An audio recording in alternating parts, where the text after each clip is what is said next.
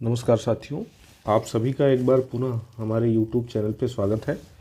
हम लोग UP PCS 2024 के यूपी पीसीएस 2024 मुख्य परीक्षा के पीवाईक्यू का डिस्कशन कर रहे थे और जिनमें से हमने GS1 का डिस्कशन करना शुरू किया था। GS1 के 4 प्रश्नों का डिस्कशन हम कर चुके हैं।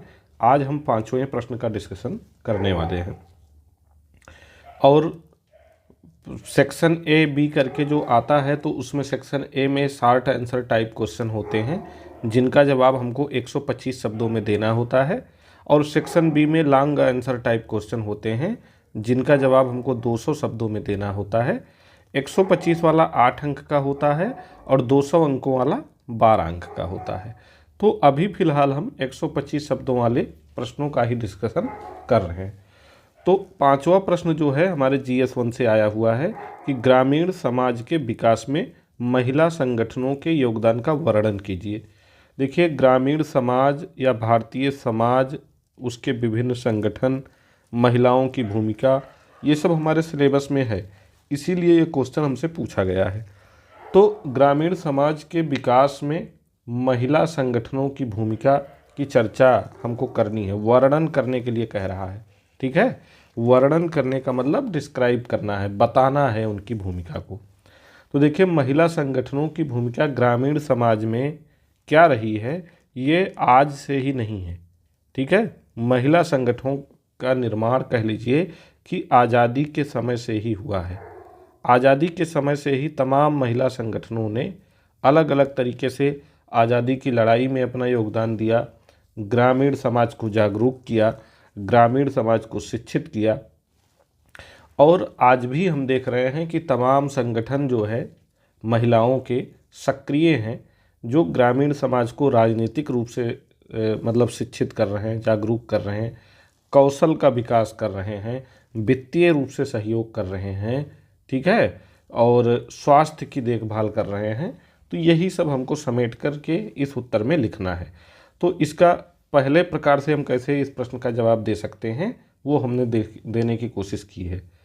तो परिचय में हम क्या लिखेंगे कि भारत एक ग्रामीण प्रधान देश है जहां लगभग 65% जनसंख्या गाँव में निवास करती है। ये डाटा हमारा जनगणना 2011 पे आधारित है, यानी 2011 की जनगणना के आधार पे 65% जनसंख्या भारत की अभी भी गांव में रहती है। और ग्रामीण विकास की सफलता महिलाओं की सक्रिय भागीदारी पर निर्भर करती है। इस संदर्भ में महिला संगठन एवं स्वयं सहायता समूह सामाजिक आर्थिक परिवर्तन के प्रभावी माध्यम बनकर उभरे हैं। देखिए, महिला संगठन में ही स्वयं सहायता समूह भी आते हैं, सेल्फ हेल्प ग्रुप भी आते हैं। ठीक है, तो इनकी चर्चा के बिना ये प्रश्न अधूरा है। तो ये हमारा परिचय हो जाएगा। इतना मतलब सारगर्भित परिचय हमारा होना चाहिए, बहुत लंबा परिचय नहीं होना चाहिए। और एक लाइन आप लोग जो मिस करते हैं कि परिचय और जो मुख्य भाग लिखते हैं उसके बीच में आप लोग क्या करते हैं, परिचय लिखने के बाद सीधे आप हेडिंग पे आ जाते हैं। ऐसा नहीं करना चाहिए। परिचय लिखने के बाद ये लाइन उतनी ही महत्वपूर्ण है जितना कि नीचे वाली लाइन। क्यों? क्योंकि ये हमारी भूमिका और मुख्य भाग से लिंक कर रही है। बीच में हम क्या लिखेंगे, उनके योगदान का मूल्यांकन निम्न आधार पर किया जा सकता है, या महिला संगठनों के योगदान का मूल्यांकन निम्न आधार पर किया जा सकता है। ये एक लाइन जोड़ देने से पिछले पैराग्राफ से अगले पैराग्राफ का लिंक हमारा बना रहता है, वो टूटता नहीं है। और जब भी मुख्य परीक्षा में लिखें, चाहे वो आप जीएस के प्रश्नों का उत्तर दे रहे हों, चाहे आप निबंध के प्रश्नों का उत्तर दे रहे हों, ये विशेष ध्यान रखना चाहिए कि लय हमारी टूटनी नहीं चाहिए, लयबद्धता नहीं टूटनी चाहिए। लयबद्धता बनी रहेगी तभी हमारा उत्तर एक रोचक उत्तर कहलाएगा।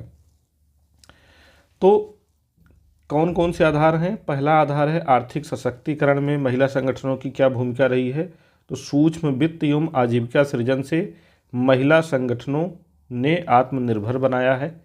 कैसे? वर्ष 2024 तक 9 करोड़ से अधिक महिलाएं स्वयं सहायता समूहों से जुड़ चुकी हैं। ठीक है, तो स्वयं सहायता समूह क्या है? महिला संगठनों का एक समूह है जो महिलाओं का एक ग्रुप बना करके आपस में उनका वित्तीय सहयोग करता है। क्या करता है? वित्तीय सहयोग करता है। और इस वित्तीय सहयोग से ग्रामीण महिलाएं अपना कोई भी व्यवसाय शुरू कर सकती हैं। ठीक है, तो आर्थिक रूप से सशक्त करने का कार्य जो है SHGs ने किया है, यानी सेल्फ हेल्प ग्रुप्स ने किया है। तो ये एक महिला संगठनों की भूमिका रही है ग्रामीण विकास में। सामाजिक परिवर्तन में भी महिला संगठनों ने अपना योगदान दिया है, जैसे बाल विवाह, दहेज, घरेलू हिंसा आदि के प्रति जागरूकता का प्रसार हुआ है। जैसे आशा है, आंगनबाड़ी नेटवर्क द्वारा मातृ शिशु स्वास्थ्य सुधार हुआ है।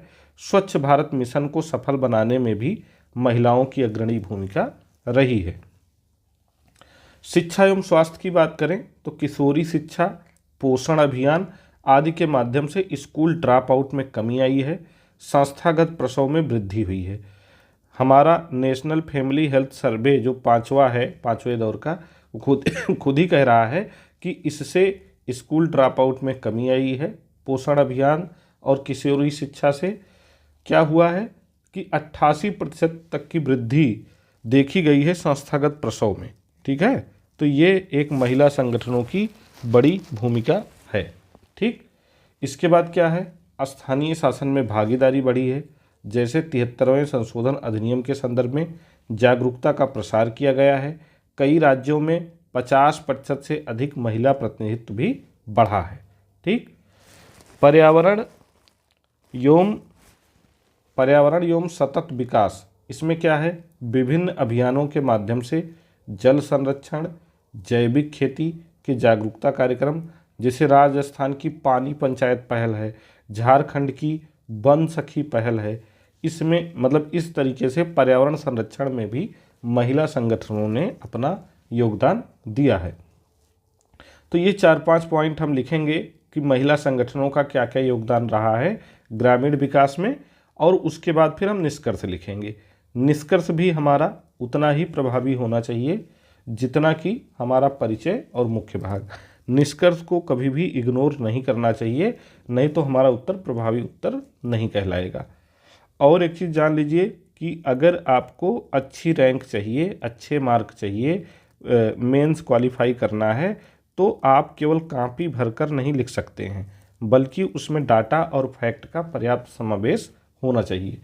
तो आइए देखते हैं निष्कर्ष कैसे लिखेंगे हम।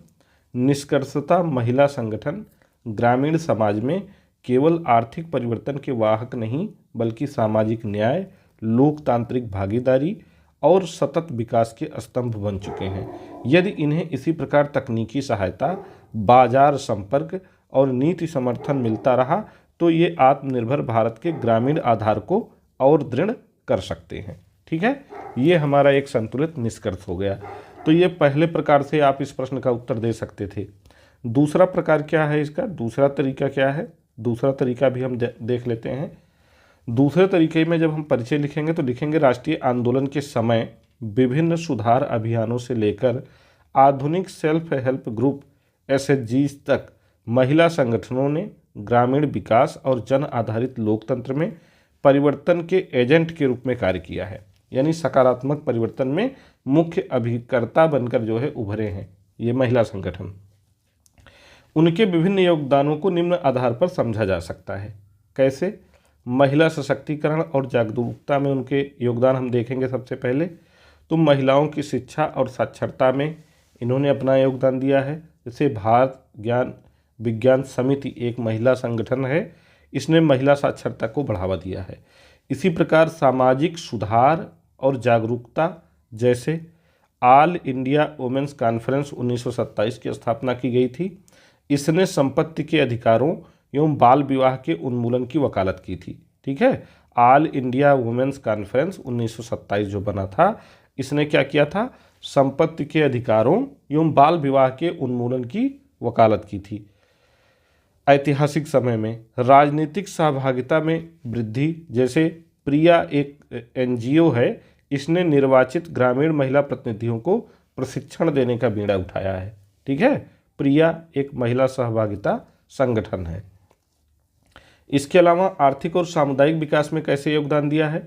विभिन्न स्वयं सहायता समूहों द्वारा माइक्रो फाइनेंस सुविधा उपलब्ध कराई गई है।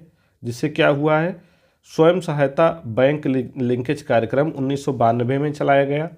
DNRLM का आजीविका मिशन चलाया गया। ठीक है, ग्रामीण आजीविका और उद्यमिता को इससे बढ़ावा मिला है। जैसे केरल की कुटुंबश्री योजना है। ऐसे एक एक फैक्ट, एक एक मतलब आप अपने तर्क दीजिए और उसके बाद उसके सपोर्ट में एक उदाहरण दे दीजिए, बस काफ़ी है। एक फैक्ट मतलब एक तर्क दीजिए, एक पॉइंट लिखिए और एक उदाहरण दे दीजिए, इतना काफ़ी है।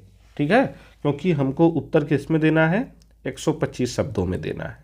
ठीक, फिर स्वास्थ्य और अगर स्वच्छता की बात करें तो महिला मंडलों द्वारा ICDS के तहत स्वच्छता और परिवार कल्याण को बढ़ावा मिला है। पर्यावरण संरक्षण की बात की जाए तो चिपको आंदोलन 1970 के समय गौरा देवी के नेतृत्व में वन संरक्षण को बढ़ावा मिला था। ठीक है, चिपको आंदोलन आप जानते ही हैं, बहुत फेमस था। फिर निष्कर्ष में क्या लिखेंगे, निष्कर्षतः महिला संगठन अब ग्रामीण सशक्तिकरण की दिशा में एक महत्वपूर्ण स्तंभ बन चुके हैं। वे विभिन्न योजनाओं एवं कार्यक्रमों के माध्यम से SDG 1 गरीबी उन्मूलन तथा SDG 5 जो कि लैंगिक समानता है को आगे बढ़ा रहे हैं। अब यहाँ देखिए हमने SDGs का उल्लेख कर दिया, SDG 1 और SDG 5 का। तो इससे क्या हुआ, हमारा निष्कर्ष भी वजनदार बन गया, प्रभावी बन गया।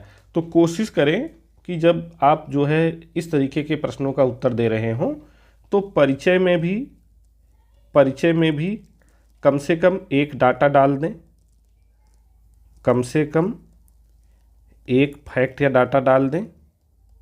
ठीक है, साथ ही साथ जब आप जो है मुख्य भाग लिख रहे हों तो मुख्य भाग में कोशिश करें कि 3 से 4 फैक्ट ऐड कर दें अपने जो भी आप पॉइंट लिख रहे हैं, लॉजिक लिख रहे हैं उसके साथ ही साथ जब आप निष्कर्ष लिखें तो उसमें भी 1 या 2 डेटा आप देने की कोशिश करें। अगर इतना आप कर लेते हैं तो आपका उत्तर अत्यंत प्रभावी माना जाएगा। लेकिन इतना तभी कर पाएंगे जब आप ऐसे ही PYQ का अच्छे से विश्लेषण करके जाएंगे। जब आप PYQ का विश्लेषण करेंगे तो आप जान पाएंगे कि प्रश्न में क्या क्या पूछा जाता है और कैसे कैसे लिखा जाता है। और PYQ के विश्लेषण के बाद फिर आप सिलेबस के हिसाब से अपने शॉर्ट नोट्स बनाना शुरू करेंगे तो कम समय में आपका अच्छा नोट्स तैयार हो जाएगा। कैसे तैयार हो जाएगा, जब आपने PYQ का विश्लेषण कर लिया तो आपको ये पता चल जाएगा कि हमको अपने नोट्स में क्या शामिल करना है और क्या नहीं। मतलब एक मोटी हमको किताब नहीं बनाना है बल्कि 10 पेज 20 पेज का शॉर्ट नोट्स बनाना है, उसका एक आइडिया आपको लग जाएगा। तो ये 5वां प्रश्न था। आज का दूसरा प्रश्न यानी 6ठा प्रश्न देख लेते हैं। ये एक प्रश्न आया था कि भारतीय संस्कृति की मुख्य विशेषताओं का वर्णन कीजिए। ये बहुत फेवरेट टॉपिक है आयोग का और भारतीय संस्कृति पर जो है निबंध भी लिखने के लिए पूछा जा सकता है। ठीक है, भारतीय संस्कृति पर निबंध भी लिखने के लिए पूछा जा सकता है, इसलिए ये टॉपिक तो आपका बहुत अच्छे से तैयार होना चाहिए। अब यहाँ देखिए भारतीय संस्कृति की मुख्य विशेषताएं पूछी जा रही हैं। अगर हमसे पूछता कि भारतीय संस्कृति में भारतीय संस्कृति के समक्ष मौजूद प्रमुख चुनौतियों की चर्चा कीजिए। चुनौतियों की चर्चा कीजिए। अगर ये कहता तो हम क्या करते, सामान्य परिचय देते भारतीय संस्कृति का परिचय में और एकदम बेहद सारगर्भित तरीके से एक चार्ट बनाते और 2-3 पॉइंट भारतीय संस्कृति के विषय में लिख देते। ठीक है, उसकी विशेषताएं बता देते, विशेषताएं तब भी लिखते और उसके बाद फिर हम उसके समक्ष जो है चुनौतियां जो हैं उन पर विशेष चर्चा करते। क्योंकि प्रश्न में क्या पूछा गया था कि चुनौतियों की चर्चा कीजिए, तब हम विशेषताओं को बहुत शॉर्ट में बताते और चुनौतियों पर डिटेल में चर्चा करते, क्या क्या चुनौतियां हमारी भारतीय संस्कृति के समक्ष उपलब्ध मौजूद हैं और उन चुनौतियों को टैकल करने के लिए क्या क्या प्रयास किए जा रहे हैं। जब ऐसे प्रश्न आ जाए कि भारतीय संस्कृति के समक्ष मौजूद प्रमुख चुनौतियों की चर्चा करें तो केवल चुनौतियों की चर्चा करके इतिश्री कर देना ही हमारे उत्तर की पूर्णता नहीं है, बल्कि हम चुनौतियों की चर्चा भी करें। उसके बाद उसके लिए अगर सरकारी प्रयास कुछ किया गया है, सरकारी या गैर सरकारी प्रयास, तो उसको भी हम एक चार्ट में बताएं। साथ ही साथ हम क्या करें, आगे के लिए कुछ सजेशन भी दें, आगे के लिए कुछ सजेशन भी दें। लेकिन यहाँ पे प्रश्न में हमसे ये नहीं पूछा गया है, हमसे प्रश्न में एक सिंपल सी बात पूछी गई है कि भारतीय संस्कृति की विशेषताएं क्या हैं। तो हम केवल और केवल विशेषताओं को लिखेंगे। बहुत लोग क्या करते हैं, प्रश्न कुछ भी पूछ रहा हो, जो तैयार करके गए हैं वही लिखेंगे, या प्रश्न में अगर केवल विशेषताएं पूछी गई हैं तो वो चुनौतियां भी लिख देंगे, समाधान भी लिख देंगे। तो इससे आपका दोहरा नुकसान होता है। पहली चीज़ तो ये प्रश्न में पूछा नहीं गया है, इसलिए इससे आपको कोई एक्स्ट्रा नंबर मिलेगा नहीं, बल्कि आपके परीक्षक पर इसका बुरा इम्पैक्ट जाएगा कि आपने प्रश्न को समझा ही नहीं, जो आपका मन था वो आपने लिख दिया। दूसरी चीज़, आपका समय खराब होगा, और मुख्य परीक्षा में एक एक मिनट क्या एक एक सेकंड बहुत कीमती होता है। तो ये समझना बहुत ज़रूरी है कि प्रश्न में जो पूछा जाए केवल वही हमको लिखना चाहिए। तो इसके परिचय में हम क्या लिखेंगे कि भारतीय संस्कृति विश्व की प्राचीनतम एवं निरंतर प्रवाहित संस्कृतियों में से एक है। इसकी जड़ें वैदिक काल से लेकर आधुनिक काल तक फैली हुई हैं। विविधताओं से भरे इस देश में अनेकता में एकता को इसने साकार किया है। इसकी मुख्य विशेषताएं निम्नलिखित हैं। अब ये लाइन भी यहाँ लिखना जरूरी है। क्यों जरूरी है? क्योंकि इससे जो आप मुख्य भाग लिखेंगे भारतीय संस्कृति की विशेषताएं बताएंगे, और आपने जो भूमिका बनाई दोनों के बीच में एक अच्छा लिंक तैयार होगा। ठीक है, लयबद्धता जिससे बनी रहेगी। तो क्या क्या विशेषताएं हैं भाई? सिंधु सभ्यता से आज तक प्राचीनता एवं निरंतरता को हमारी संस्कृति ओढ़े हुए है। एक विशेषता तो ये हो जाती है। अध्यात्म और सहिष्णुता का समन्वय है हमारी संस्कृति। जैसे हम देख रहे हैं हिंदू, बौद्ध, जैन, इस्लाम आदि सभी धर्मों को मानने वाले लोग हमारे देश में साथ साथ रहते हैं, साथ साथ उठते हैं, बैठते हैं, ठीक है, साथ साथ अपना त्यौहार सेलिब्रेट करते हैं। विविधता में एकता हमको देखने को मिलती है। भाषा कश्मीर की अलग है, कन्याकुमारी की अलग है, उत्तर प्रदेश की अलग है, मध्य प्रदेश की अलग है, ठीक है। तो भाषा, पर्व, वेशभूषा, इन सब आधारों पे भी भारतीय संस्कृति की विशेषता है, विविधता में एकता। परिवार और सामाजिक मूल्यों की प्रधानता हमारे भारतीय संस्कृति में पाई जाती है। जैसे संयुक्त परिवार प्रणाली, गुरु शिष्य परंपरा, अतिथि देवो भव का भाव, ठीक है। वैज्ञानिक दृष्टिकोण भी हमारी संस्कृति में देखने को मिलता है, जैसे योग, आयुर्वेद, गणित, खगोल शास्त्र। ये कोई आज की बात नहीं है। योग का प्रचलन हमारी संस्कृति में पुराणों के समय से ही रहा है, प्राचीन समय से ही रहा है, ठीक है। आयुर्वेद का प्रचलन ऋग्वेद से ही मिलता है, ठीक है, ऋग्वेद से ही मिलता है, अथर्ववेद से ही मिलता है। तो आयुर्वेद कोई आज की चीज़ तो है नहीं। गणित भी प्राचीन समय से ही, गुप्त काल में ही देखिए एक से एक गणितज्ञ हुए, आर्यभट्ट जैसे। तो ये हमारी संस्कृति की विशेषताएं हैं।